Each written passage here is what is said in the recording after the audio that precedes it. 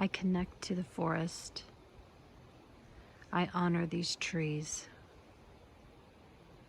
for their lineage, their wisdom, and their oxygen. I am grateful for their dedication to this planet.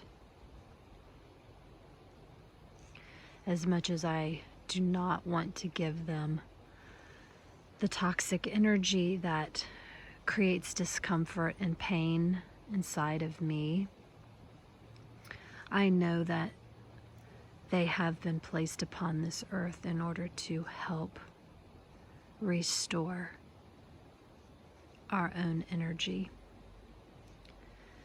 And so with gratitude,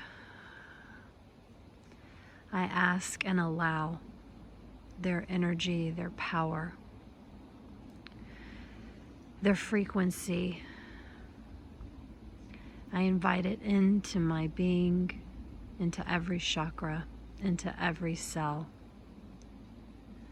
asking it to release